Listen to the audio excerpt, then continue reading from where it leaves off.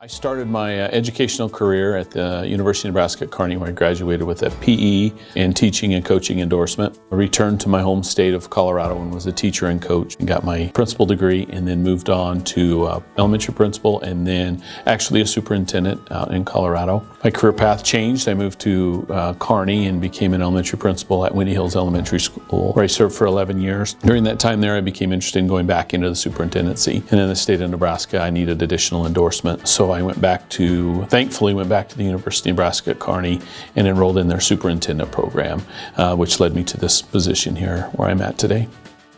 I had searched around a little bit, looking at different programs and how I wanted to do it. And I was actually on a phone conversation with Dr. Tehan. And by the time I got off the phone with Dr. Tehan, I was already enrolled in my first class and ready to go. And it was awesome. I'm glad it worked out that way.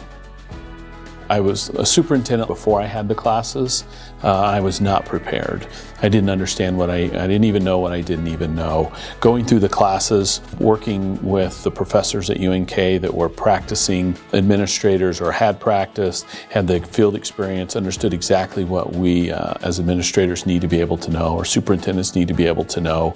The piece that I really enjoyed about UNK, while it was an online program, we were still encouraged to build a cohort of group of superintendents together. So we still had that connection and that group that we could rely on as we went through the process. I enjoyed the classes that I took because they were so practical, and so I could use the information daily. Also, it was just a great way to work with people who are like me and had a lot of the same. They understand rural Nebraska, but they also try to give a bigger perspective of what it's like in some of the metro areas. Or we had people that were outside the state that were part of our group, and I know the classes were modified to fit their needs, and the work was geared towards their Department of Education and not the expectations in Nebraska. So it's a great flexibility as well. So it's a great program.